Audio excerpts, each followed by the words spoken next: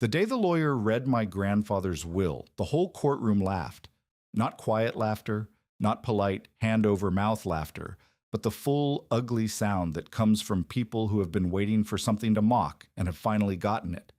The kind of laughter that bounces off wooden walls and settles into your bones like cold. I was 15 years old, standing in a borrowed dress that didn't fit, watching a room full of grown people find the funniest thing they'd heard all winter in a dead man's last wishes. Judge Elliot Carr sat behind the bench with his wire-rimmed spectacles and his grizzled mustache that made him look like a walrus stuffed into a suit. He'd been presiding over wills and deeds in this valley for 30 years, and I could tell by the way his shoulders shook that he was holding back laughter of his own. When the lawyer finished reading, the judge looked down at me with something between pity and amusement. "You planning to farm rock with that, Miss Caldwell?" he asked. The courtroom erupted again. I stood there and let it wash over me.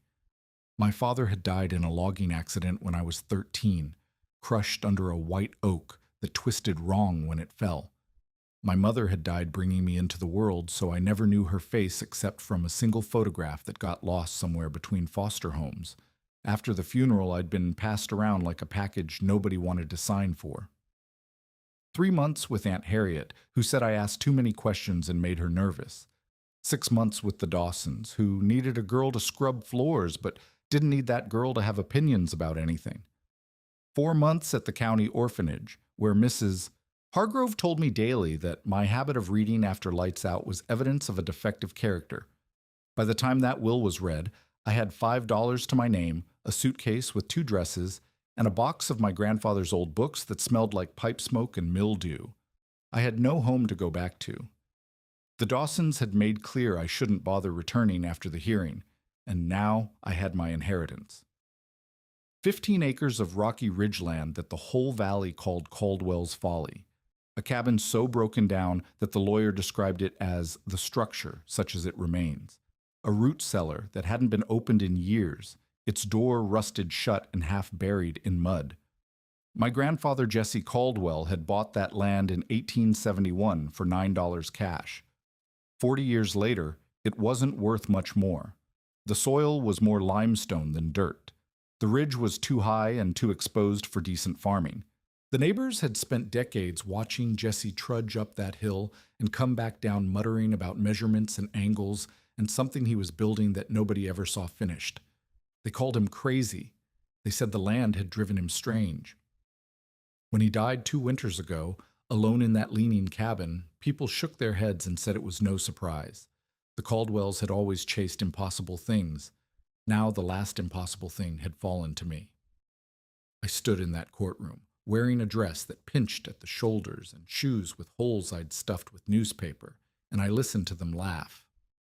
Judge Carr, the shopkeepers, the farmers who'd known my grandfather and dismissed him for 30 years. And something happened that I didn't expect. Something caught fire in my chest. Not anger exactly. Something hotter than that. Something that felt like the first time I'd solved a problem in one of those stolen textbooks. Like the click of understanding something no one had bothered to teach me. They were laughing because they thought the story was over. Crazy old man dies, leaves worthless land to orphan girl. Everyone goes home satisfied that the world makes sense. But standing there in that borrowed dress, I felt like the story was just beginning.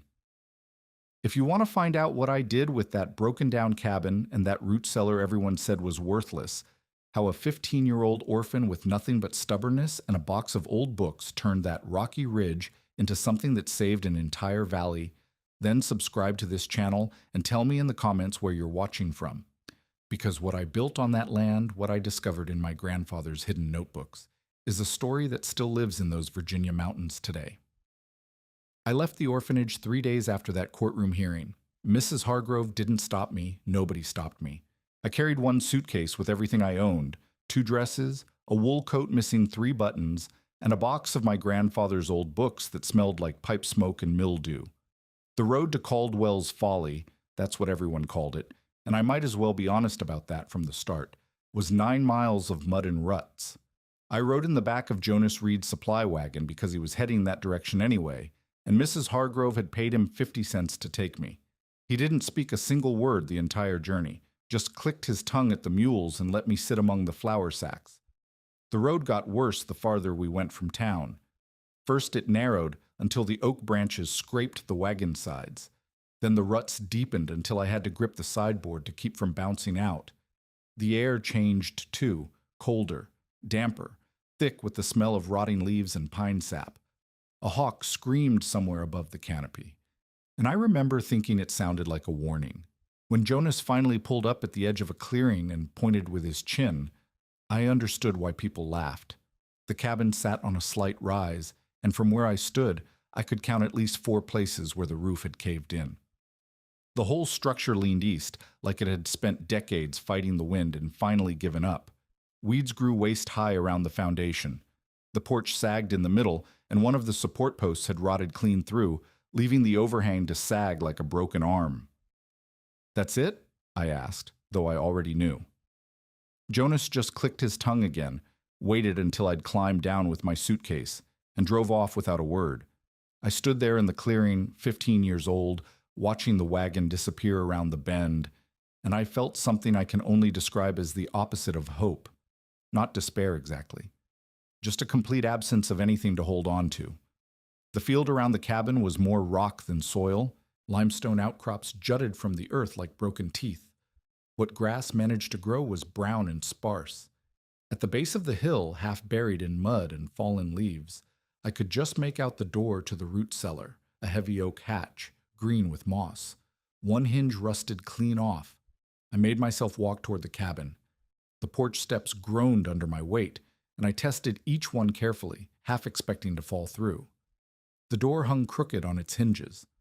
I had to lift and push at the same time to get it open. Inside was worse. The dirt floor was covered in mouse droppings and dead leaves that had blown through a broken window. A rough wooden table sat in the center of the room with 3 dirty mugs still on it, as if whoever had been here last had simply walked away mid-conversation. The fireplace held 1 charred log and a pile of ash that had spilled out onto the hearthstones. A rusted tin of flour sat on a shelf, and when I opened it, the smell of mold made me gag. There was a bed in the corner, a narrow iron frame with a straw mattress that had been chewed through by something. A calico quilt lay across it, spotted with water stains from the hole in the roof directly above. As I stood there taking stock of my inheritance, a steady drip of snowmelt hit the quilt. Then another. Then another. I didn't cry. I want to be clear about that. I was too tired and too cold and too practical to waste the energy. I just stood there and thought about what Mrs. Hargrove had said. "You planning to farm rock with that, Miss Caldwell?" And for the first time, I understood the joke. Everyone who'd laughed in that courtroom had been here. They'd seen this. They knew exactly what Judge Carr had given me. Nothing. He'd given me nothing dressed up as something. I spent the first hour hauling dead leaves out the door and stuffing rags into the broken window.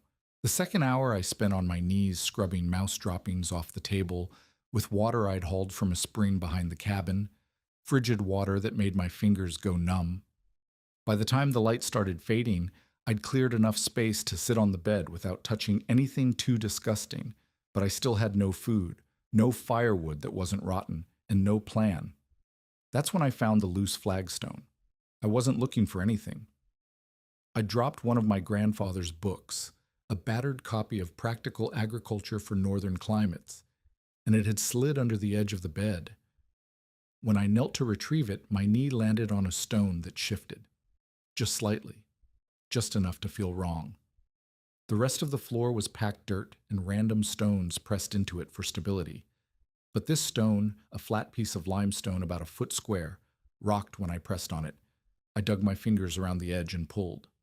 Underneath was a hollow in the earth about 2 feet deep, and in that hollow, wrapped in oilcloth that had kept them mostly dry, were 5 leather-bound notebooks and a bundle of loose papers tied with hemp cord.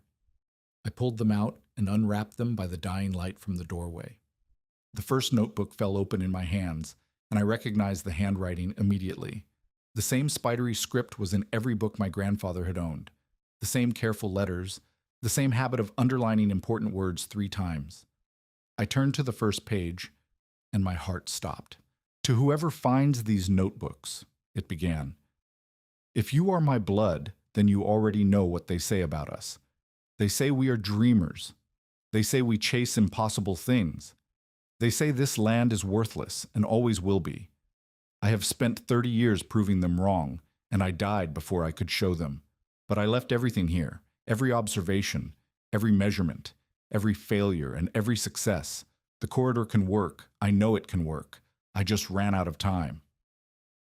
I sat on the cold dirt floor as the sun went down, and I read those words over and over until I had them memorized. Then I closed the notebook, pressed it against my chest, and cried.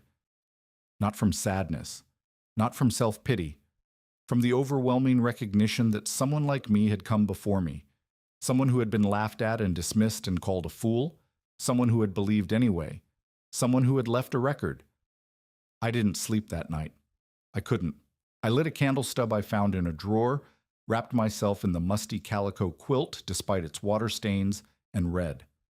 The notebooks were dated. The first entry was from 1871. The last was from 1904, 2 years before my grandfather died. 33 years of observations, sketches, calculations, and plans. 33 years of a single obsession. The corridor. My grandfather had understood something that no one else in the valley seemed to grasp. The root cellar, dug into the hillside beneath 40 feet of earth and stone, maintained a nearly constant temperature year-round. 45 degrees in summer, 45 degrees in winter. It didn't matter if it was 90 degrees outside or 10 below. Down in that cellar, the temperature barely moved.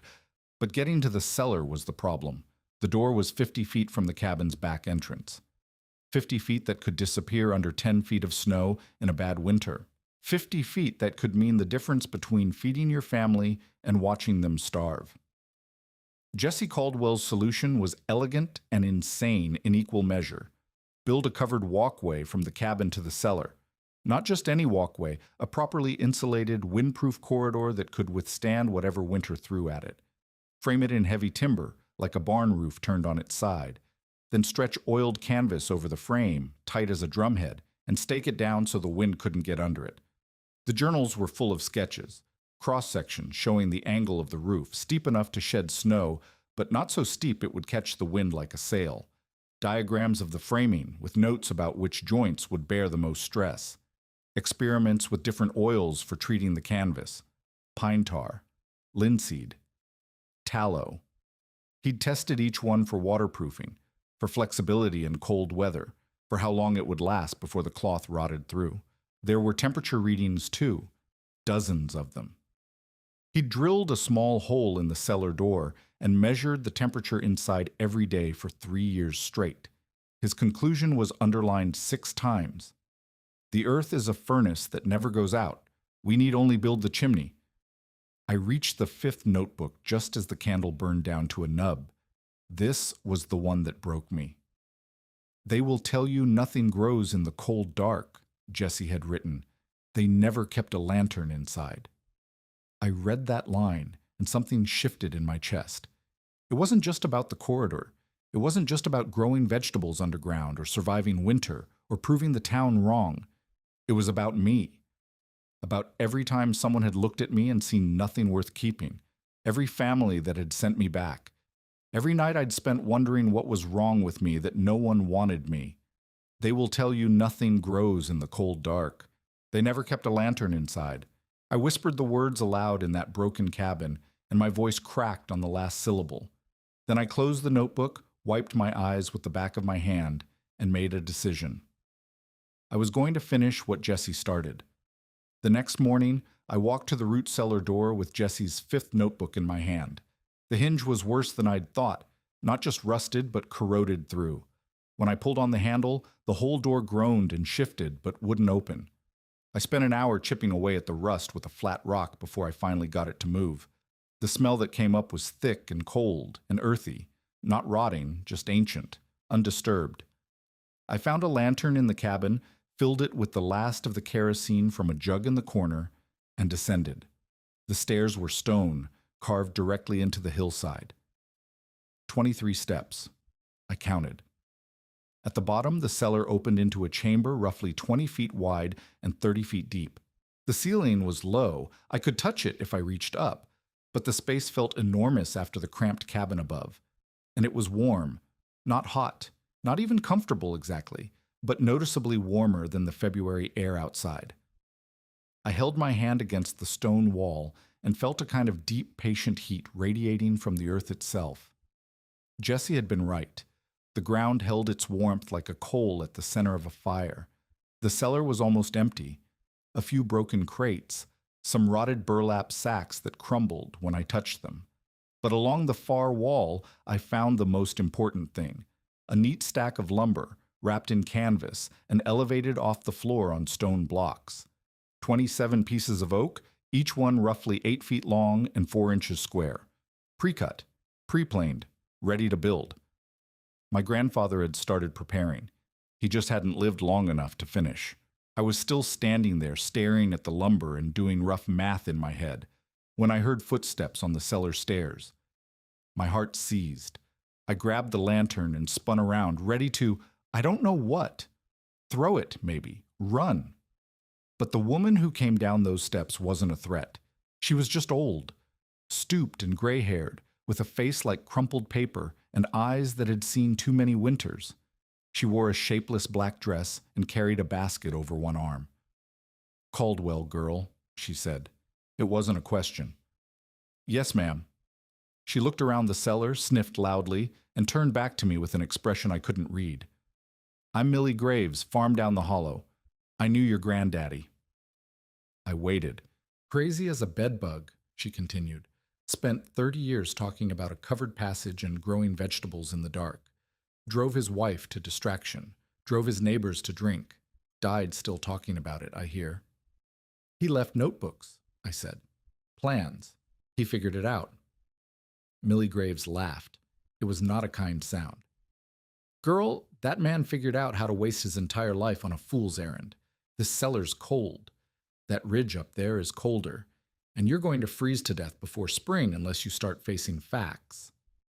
She set the basket on one of the broken crates. "I brought you some cornbread and a jar of preserves. Christian duty, not charity. Eat them and then go back to wherever you came from. This land killed Jessie Caldwell, and it'll kill you too." She turned and walked back up the stairs without another word. I stood in the cellar holding my lantern, listening to her footsteps fade, and I felt something harden inside my chest. She was the first, but she wouldn't be the last. They all thought they knew how this story ended. Poor little orphan girl, crazy old man's worthless land, another Caldwell dying alone in the cold. They were wrong. The first month nearly killed me. I'm not being dramatic. I mean it literally. I had no money for food. The jar of preserves and the cornbread from Millie Graves lasted 4 days. After that, I ate whatever I could find: wild onions that grew in clumps near the spring, a handful of dried corn I discovered in a tin behind the cabin, bark tea that tasted like dirt and despair. I lost weight I didn't have to lose. By the end of the second week, my dresses hung off me like sacks, and I could feel my ribs when I pressed my fingers against my side. The cold was worse. February in the Virginia Highlands is no joke, and my cabin had gaps in the walls you could see daylight through. I stuffed them with rags and mud, but every night the temperature dropped below freezing, and every morning I woke up shivering so hard my teeth ached. I burned every scrap of dry wood I could find: broken furniture, fallen branches, the rotted posts from the fence line.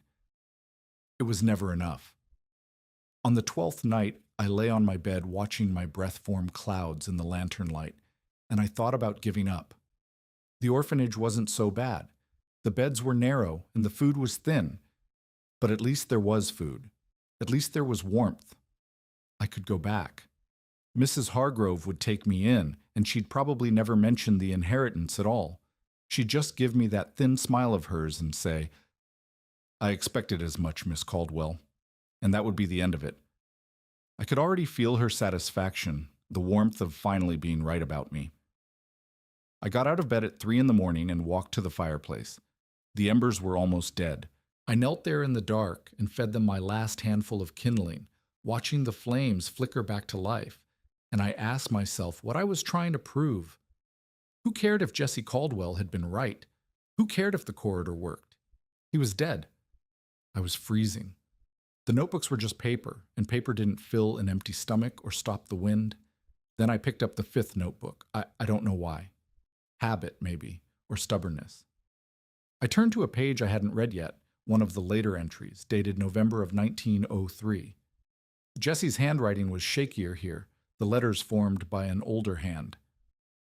Hard night, he'd written. The cold got into my bones and stayed there. Marion says I should give up. She might be right. I'm 73 years old, and I've been working on this corridor since I was 40. What do I have to show for it? A stack of lumber, a cellar full of measurements, and neighbors who cross the street to avoid talking to the crazy old man. I kept reading. But then I went down to the cellar this morning, and I put my hand on the wall, and the stone was warm. 46 degrees, same as it was yesterday, same as it was 30 years ago. The earth doesn't know how to give up. It just keeps holding its heat year after year, patient as God. If the earth can do that, so can I. The fire crackled. The wind howled outside. And I sat there holding my grandfather's words and feeling something that wasn't quite hope, but wasn't quite despair either. Something in between. Something that said, not yet, not tonight. I closed the notebook and went back to bed. In the morning, I found a patch of chickweed growing behind the cellar door, and I ate it raw, stems and all. It tasted like spring. Spring came slowly that year. March was all mud and gray skies with cold rain that soaked everything and dried nothing. But by April, the days grew longer, and I started to see possibilities I'd been too hungry to notice before. The lumber in the cellar was solid, good oak, properly cured, no rot or warp. 27 pieces, enough for the main frame. Jesse's notebooks told me exactly how to assemble them, which beams went where, which joints needed reinforcement, which angle would shed snow and resist wind. What I didn't have was canvas. The oilcloth Jesse had stored with the lumber had rotted years ago, and buying new canvas was out of the question. A single bolt of good sailcloth cost more money than I'd seen in my entire life. So I improvised. The cabin had 3 windows when I arrived. 2 were broken, and I'd already stuffed them with rags. But the third still had its oiled paper covering, and when I examined it closely, I realized it wasn't paper at all. It was muslin. Tightly woven muslin, treated with linseed oil until it was nearly translucent. Someone, probably Jesse, had made window coverings that let in light while keeping out wind. I searched the cabin methodically. In a trunk under the bed, I found 3 more muslin sheets, yellowed but intact. In the cellar, rolled up behind the lumber stack, I found a bolt of canvas so rotted it fell apart in my hands, but wrapped inside it was a smaller bundle of muslin, protected and preserved.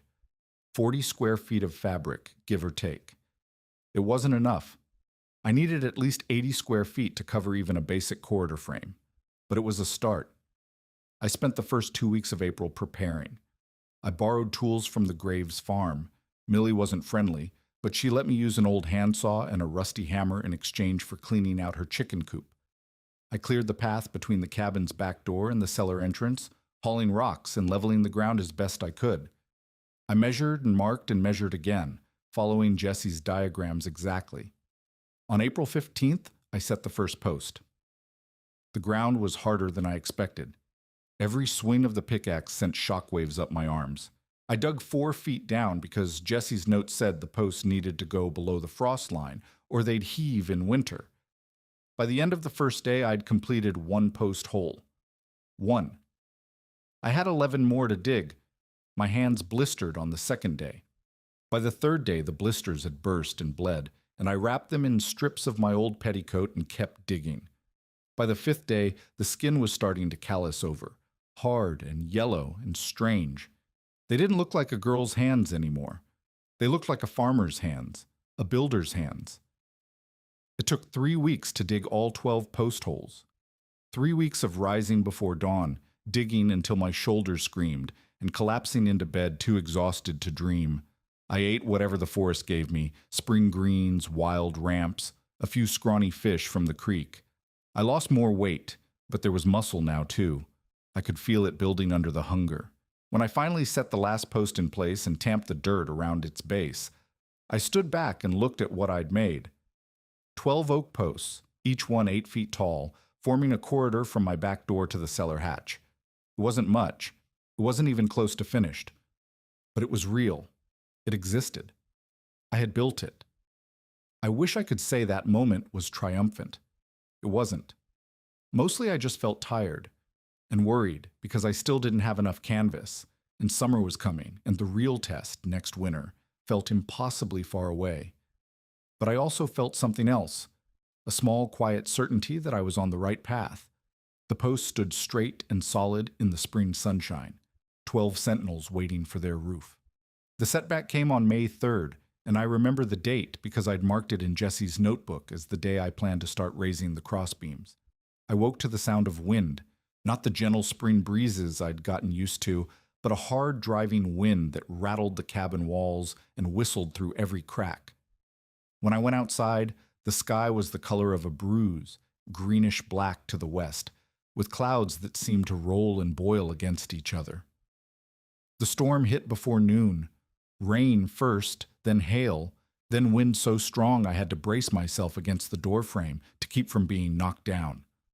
I watched through the window as one of my posts, the fourth one from the cabin, the one I'd been proudest of because it was absolutely vertical, began to sway. Then it snapped, not at the base where it was seated in the earth. The break was higher up, about 3 feet from the top, where a flaw in the wood had weakened it. The whole upper section went flying off into the storm like a bird startled from a branch. I stood there staring at the damage while the rain lashed my face, and the wind tried to tear the door from my hands. One post. I had lost one post out of 12, but those posts had taken 3 weeks to install, and I didn't have any spare lumber. One broken post meant taking down 2 cross beams, maybe 3.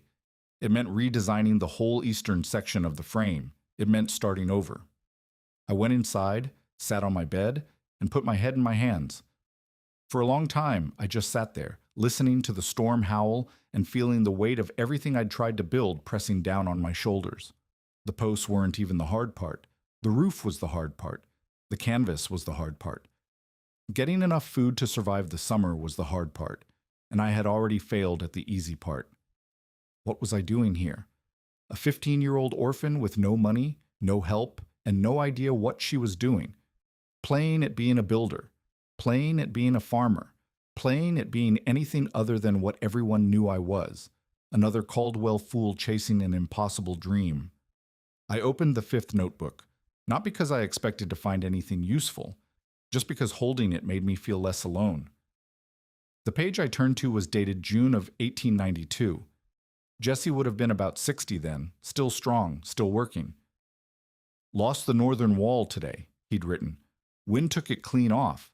Marion says it's a sign from God that I should quit. Maybe it is, but I've been thinking about signs, and here's what I believe. God doesn't send signs. God sends choices. The wind knocking down my wall isn't God telling me to quit. It's God asking me what I'm going to do next. I closed the notebook. The storm blew itself out by evening.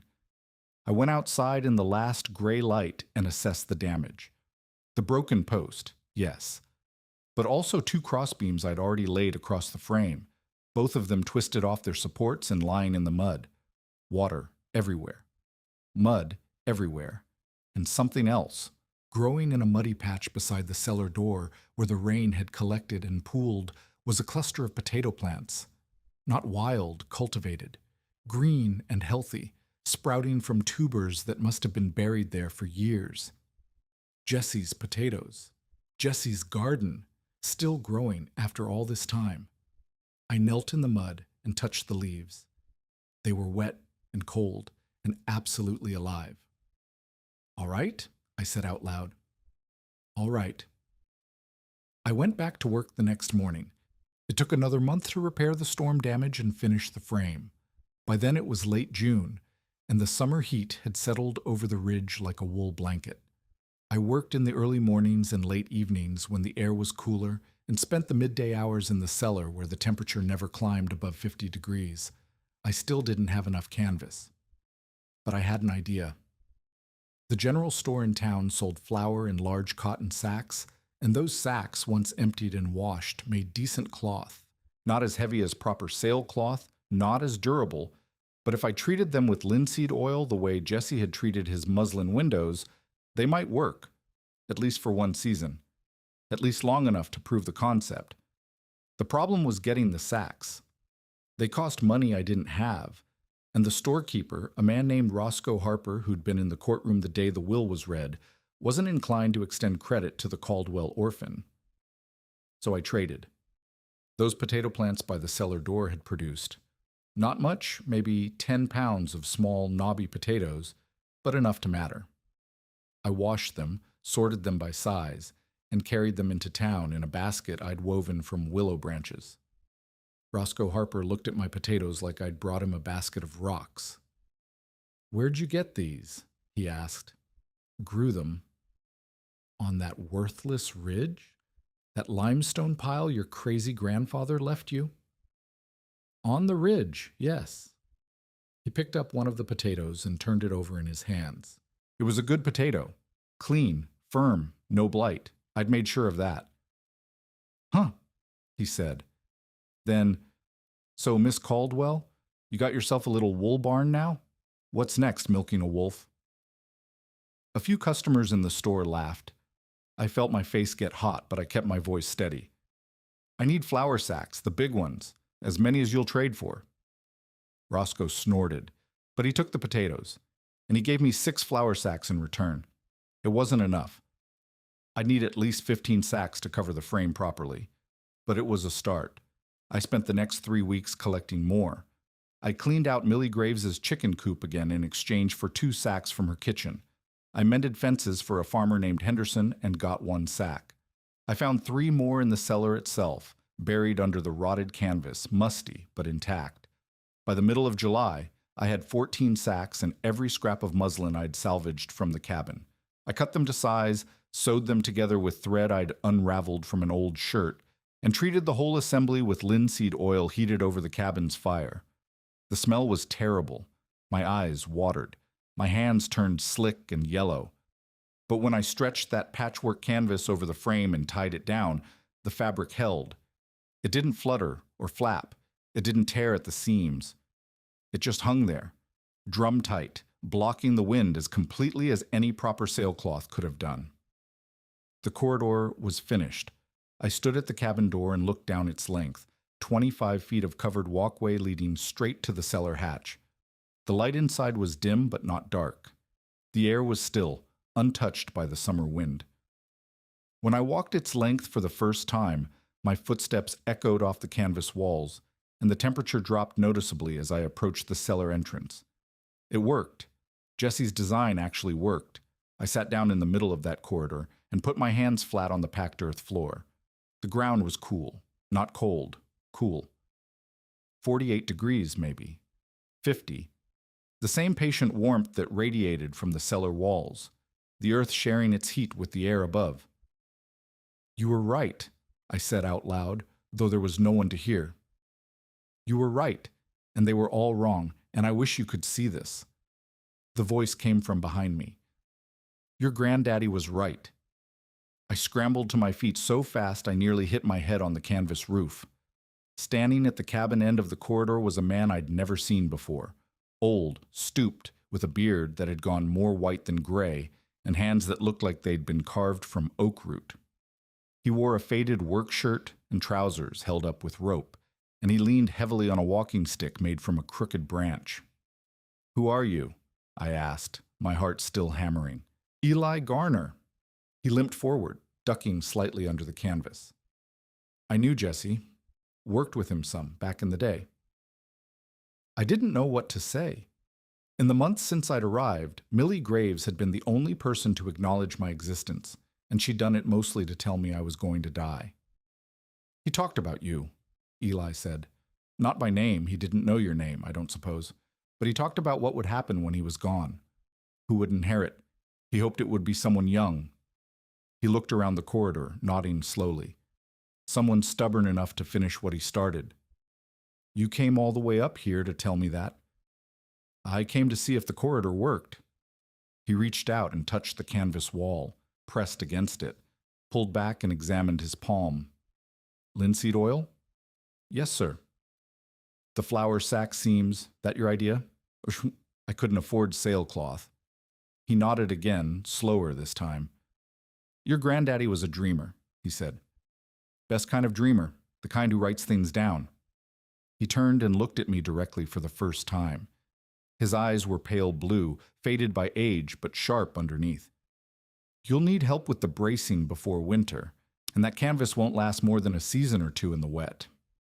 But this, he gestured at the corridor surrounding us. This is a start. This is a good start. He stayed for dinner. I didn't have much, some boiled greens and a few of those knobby potatoes, but he ate like it was a feast and talked the whole time. About Jesse, about the corridor, about the winters he'd seen in these mountains, the storms that buried whole farmsteads overnight, the families that had starved waiting for the snow to melt. The cellar's the key, he said, mopping up the last of his potato with a crust of cornbread I'd saved from Millie's basket. Everybody's got a root cellar, but nobody can reach it when the snow comes. Your granddaddy understood that. Build the bridge to where the food is, and you never have to starve. Before he left, he showed me how to reinforce the frame's weakest joints with iron brackets salvaged from an old barn. He showed me how to dig drainage trenches so rain wouldn't pool against the foundation. He showed me how to angle the canvas just slightly steeper on the windward side, the side that would take the brunt of winter storms. I'll come back, he said, standing at the edge of the clearing with his walking stick planted in the dirt. Got tools at my place you'll need.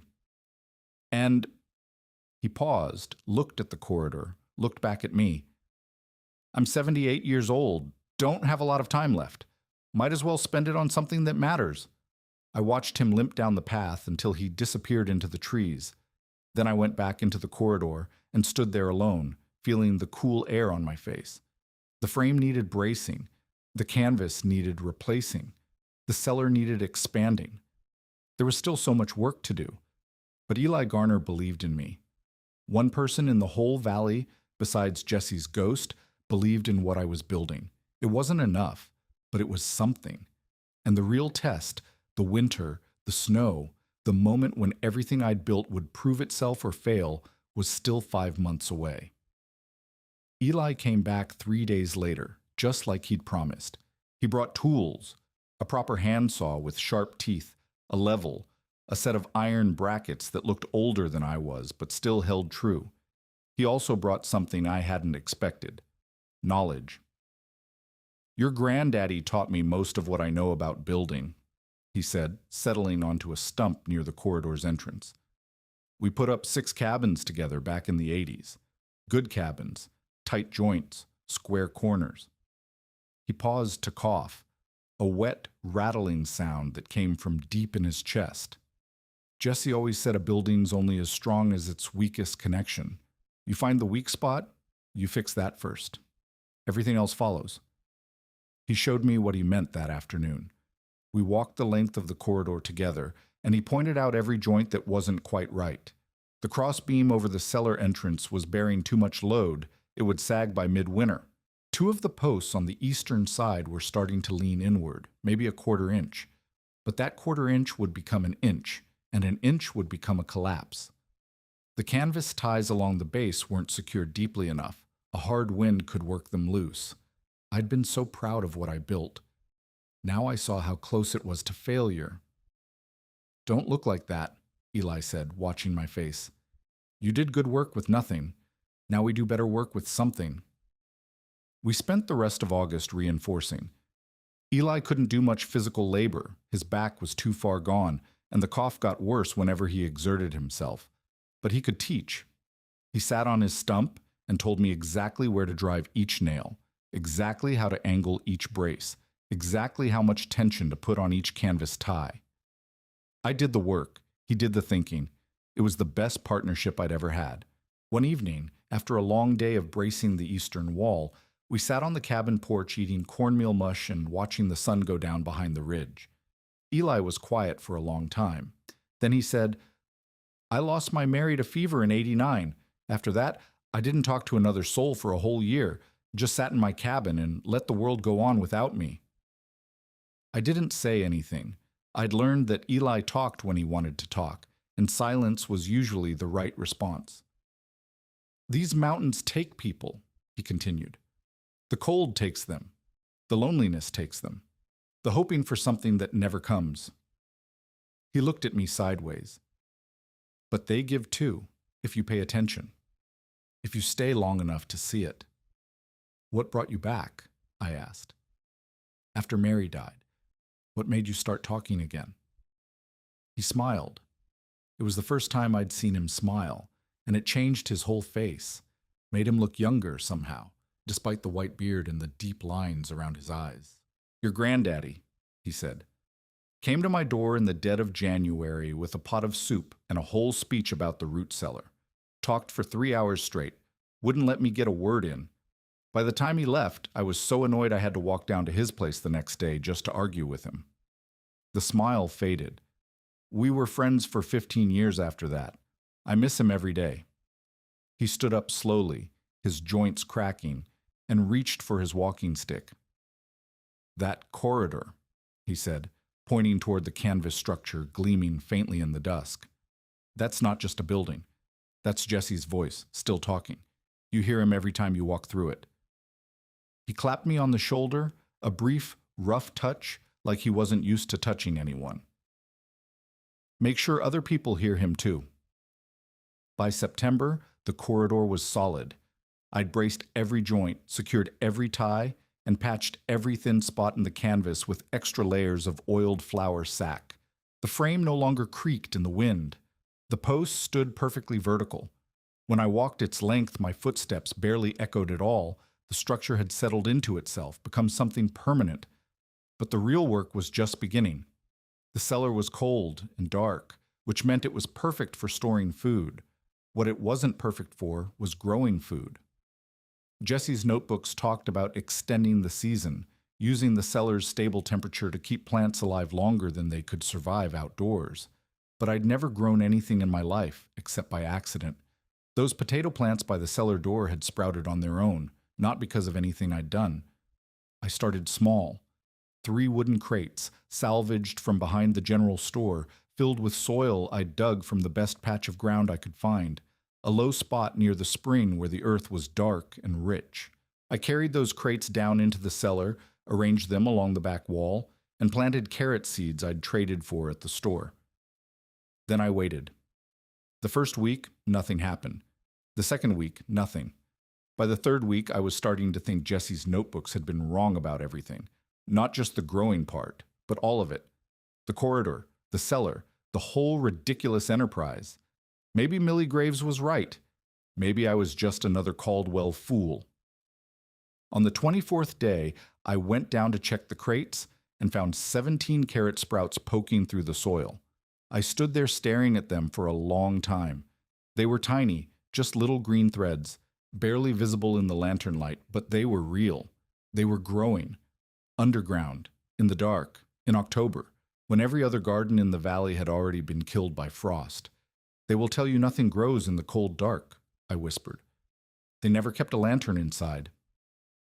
I ran up the corridor stairs to tell Eli and found him already at the cabin door, watching me with that sharp-eyed look he got when he was about to say something important. They sprouted, I said, breathless. He nodded like he'd been expecting it. Your granddaddy grew lettuce down there once, he said. Middle of January. Showed it to me like it was made of gold. He paused, coughed into his fist. He was so proud. I wish he could have seen this. By the end of October, I had 32 carrot plants in 3 crates, plus a 4th crate of turnips I'd planted 2 weeks after the carrots. The cellar was working. The corridor was working. Everything Jesse had written in those notebooks was proving true. But winter hadn't come yet. The first frost came on November 3rd. I marked it in Jesse's notebook because it seemed important, the official beginning of the season that would test everything I'd built. The next morning, Roscoe Harper showed up at my door. I hadn't seen him since the day I'd traded potatoes for flour sacks. He'd made it clear then that he thought I was wasting my time. and I'd assumed that was the end of our interaction. But here he was, standing at the edge of my clearing in his good wool coat, looking at the corridor like he'd never seen anything like it. "Morning, Mr. Harper," I said, coming out onto the porch. "Miss Caldwell." He didn't look at me, kept staring at the corridor. "Heard some talk in town. People saying you built some kind of covered walkway out here. Canvas roof." "That's right." "They're saying you grew vegetables underground. Carrots and turnips, still growing." He finally looked at me. His expression was strange, not the mocking superiority I'd seen before, but something more complicated, something that might have been curiosity. "Mind if I take a look?" I minded very much, but I also knew that Roscoe Harper was the kind of man who shaped opinion in town. If he went back and told everyone the corridor was a joke, that would be one thing. If he went back and told everyone it actually worked— "Come on," I said. I led him down the corridor, watching his face as he took in the canvas walls, the packed earth floor, the cool still air. When we reached the cellar and I showed him the crates of growing vegetables, he actually laughed. "Well, I'll be damned," he said. "I'll be good and goddamned." He bought 8 turnips before he left, paid in cash, 75 cents and didn't haggle. At the door he paused and looked back at the corridor one more time. "Your granddaddy was crazy," he said, "but I guess crazy and wrong aren't the same thing." It wasn't much of a compliment, but it was the first time anyone besides Eli had acknowledged that what I was doing might actually work. By early December, word had spread. People came to look at the corridor, not many, maybe 1 or 2 a week, but enough that I stopped being surprised when I heard footsteps on the path. Some came out of curiosity. Some came to buy vegetables. A few came just to confirm what they had heard, so they could go back to town and say, "I saw it with my own eyes." Mrs. Clara Hensley was different. She arrived on a Tuesday afternoon, wearing a proper traveling dress and carrying a leather satchel that looked like it had seen some miles. She was the school teacher in town. I knew her by reputation, though we'd never met. College educated, which was rare for a woman in these parts. Sharp-tongued, which was not. "Miss Caldwell," she said, extending her hand like we were meeting in a parlor instead of a mud clearing. "I've heard a great deal about your work here. I wanted to see it for myself." I showed her the corridor. I showed her the cellar. I showed her the carrots and turnips, now joined by a crate of winter lettuce that was doing better than I'd expected. She examined everything with the careful attention of someone who actually understood what she was looking at. "Remarkable," she said finally. "The thermal mass of the cellar walls, the insulated pathway maintaining a stable microclimate, and the canvas linseed oil treatment? Yes, ma'am. Ingenious." She pulled a small notebook from her satchel and began writing. "Miss Caldwell, are you aware that what you've built here is a practical demonstration of principles that agricultural scientists have been theorizing about for decades?" I wasn't aware of that. I just knew it worked. "I'd like to write about this," she continued. "For the state agricultural paper. With your permission, of course. I think people should know what's possible when someone applies scientific principles to practical problems." I thought about Judge Carr and his smirk, about Millie Graves predicting my death, about Roscoe Harper and his milking a wolf comment. "Yes, ma'am," I said. "You can write about it." She smiled, the first genuine smile I'd received from anyone in town besides Eli. "Your grandfather would be proud," she said. But the test hadn't come yet. Not really. The winter of 1907 was mild. Cold enough to prove the corridor worked, but not cold enough to prove it was necessary. The snows came and went without piling up. The wells stayed liquid. Nobody's root cellar door got buried under drifts. When spring arrived and my vegetables had survived the whole season underground, people were impressed, but they weren't desperate. They could afford to see the corridor as a curiosity, an interesting experiment, something that might matter someday.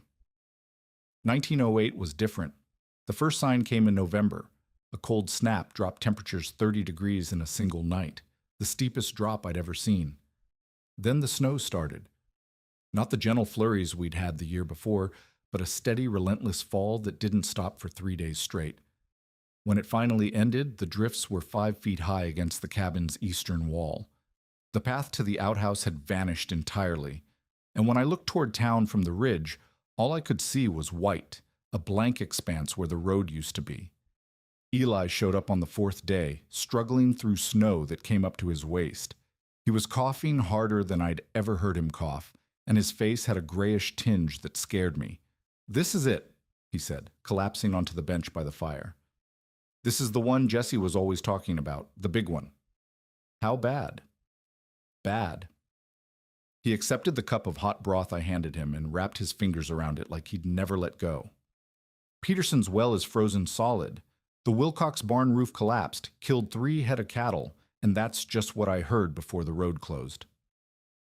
I thought about the cellar, about the vegetables growing down there, oblivious to the storm, about the corridor that had kept the cellar entrance clear while snow piled up everywhere else.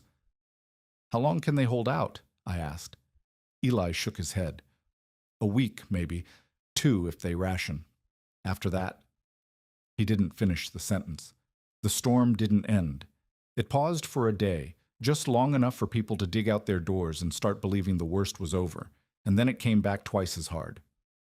By mid-January, the drifts in town were 10 feet deep in places. The church organized rationing. The sheriff organized work parties to dig out the elderly, and families started going hungry. I know this because people told me later. At the time, I was in my cabin, walking my corridor every morning, harvesting vegetables from my cellar like it was the middle of June. The canvas roof held. The frame didn't budge.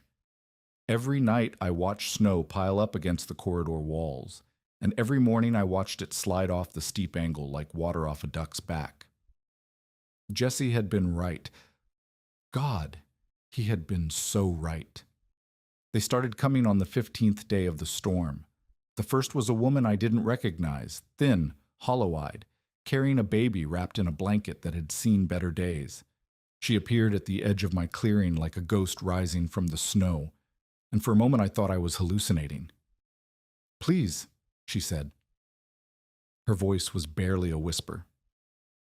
"Please, we heard you had food." I didn't ask who she was. I didn't ask how she'd heard. I just said, "Come in." I fed her soup made from cellar vegetables. I gave her bread from flour I'd stored before the storm.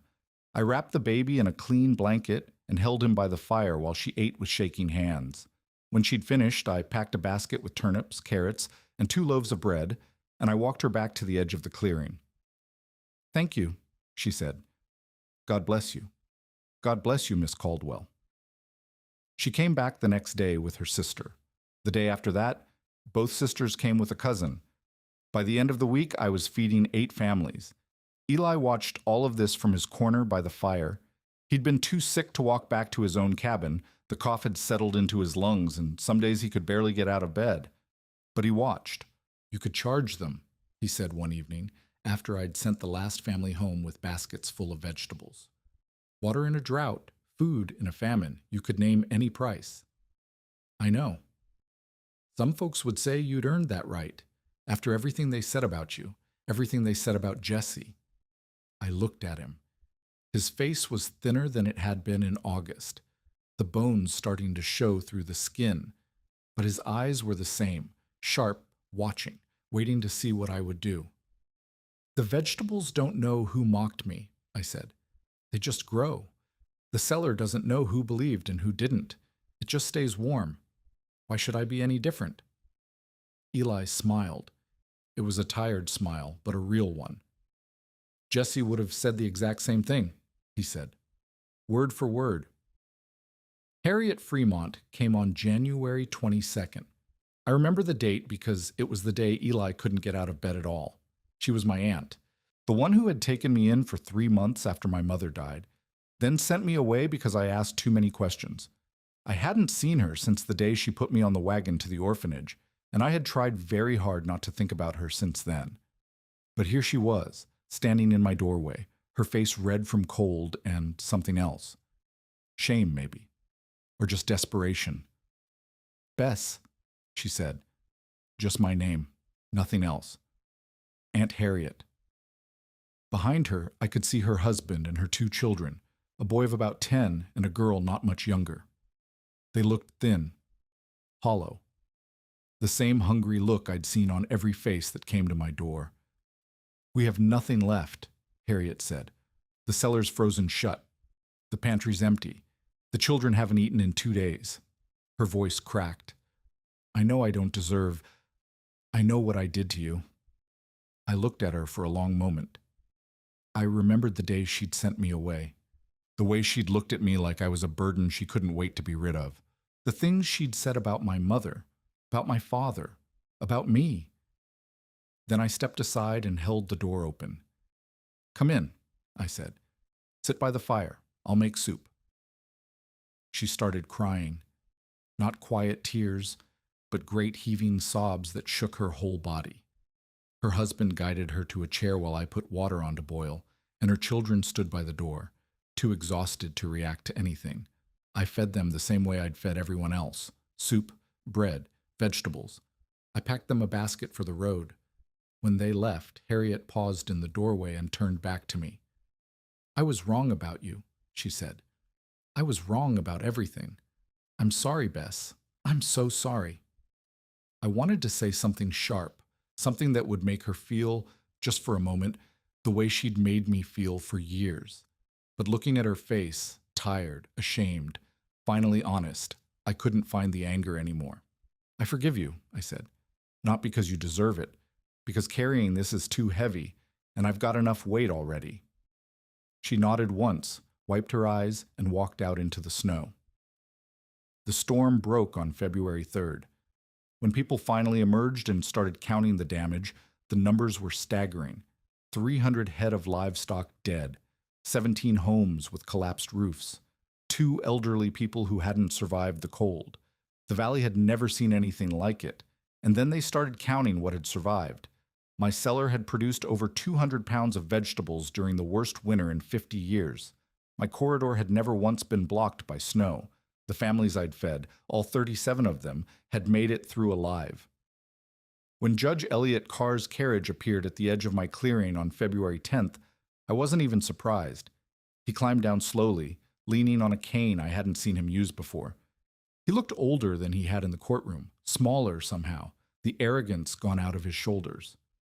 He walked toward the cabin with the careful steps of a man who knows he's about to do something difficult. "Miss Caldwell," he said. "Judge Carr." He looked at the corridor for a long time. Then he looked at me. "I came to apologize." I waited. "When I read your grandfather's will, I thought it was a joke. Another Caldwell folly. I laughed because everyone expected me to laugh, and because I didn't have the imagination to see what Jesse saw." He reached into his coat and pulled out a folded piece of paper, yellowed with age. "I found this in my desk last week. It was addressed to me, dated 1903.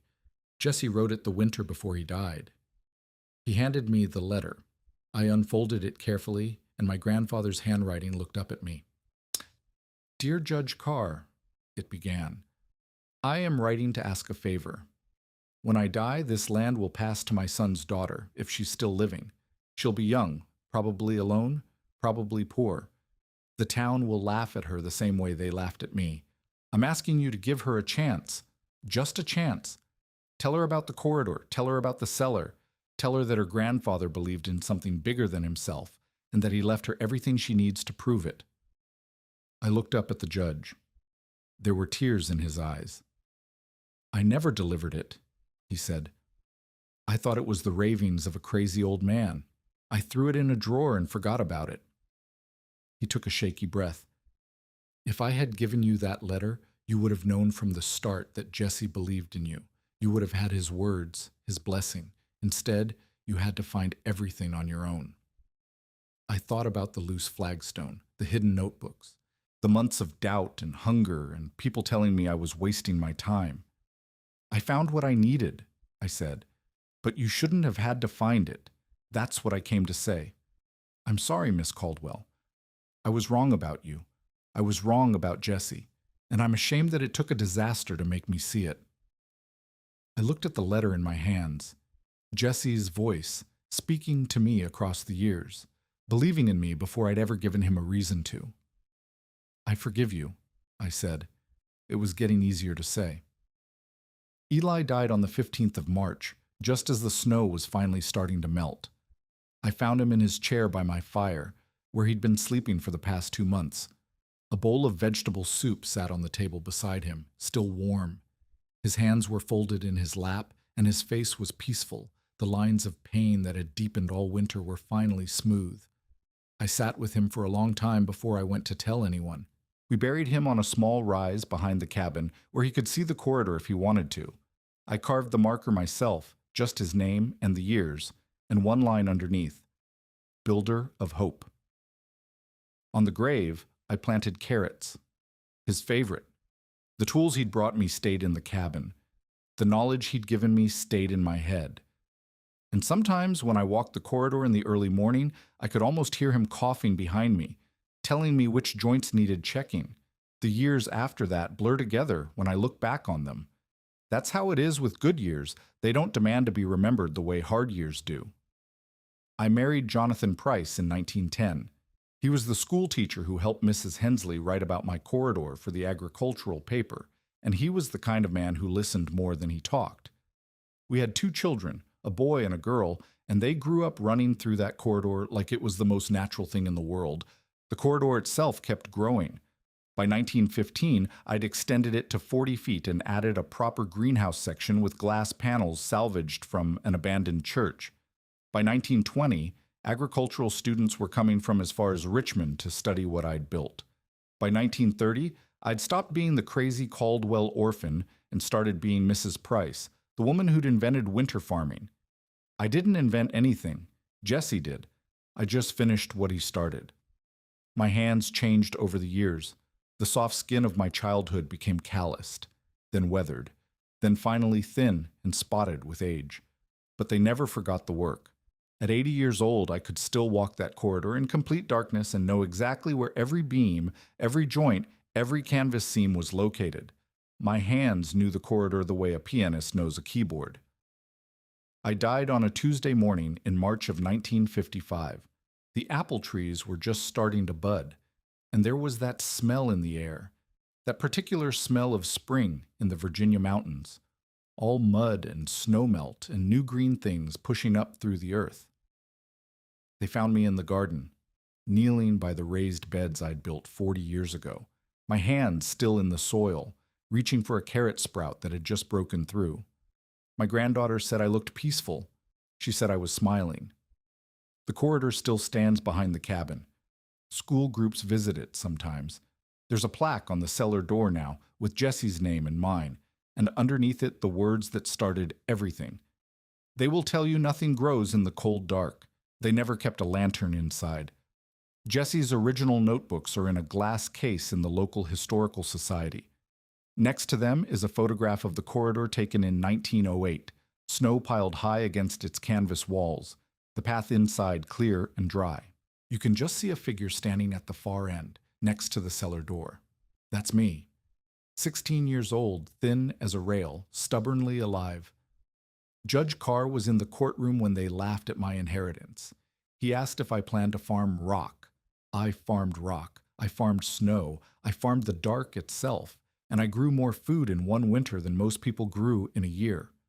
The same people who laughed came to my door with empty buckets, and I filled them, every single one. So, let me ask you something. What corridor are you afraid to build? I don't mean canvas and timber. I mean the thing you've been circling around for years. The idea everyone told you was crazy. The inheritance you've been dismissing because the people around you said it was worthless. Maybe it's a business you've been wanting to start. Maybe it's a skill you've been meaning to learn.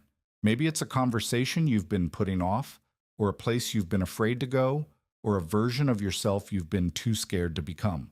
What if they're right? That's what you're thinking. What if I try and fail and prove them all correct? Here's what I learned in that cabin on the ridge. The people who laugh don't get a vote. They're not the ones who'll be standing in the snow when the real test comes. They're not the ones who will have to live with the consequences of giving up. You are. And the thing you're afraid of, the thing everyone says is impossible, It's probably not impossible at all. It's probably just waiting, waiting for someone stubborn enough to try. Someone who will dig the post holes even when their hands blister. Someone who will patch the canvas after the storm tears it down. Someone who will keep a lantern burning in the dark long enough to see what can grow there. I was 15 years old with nothing but a suitcase and some stolen books. I built a corridor out of flour sacks and oak beams and sheer stubbornness, and I fed an entire valley. If I could do that, what could you do?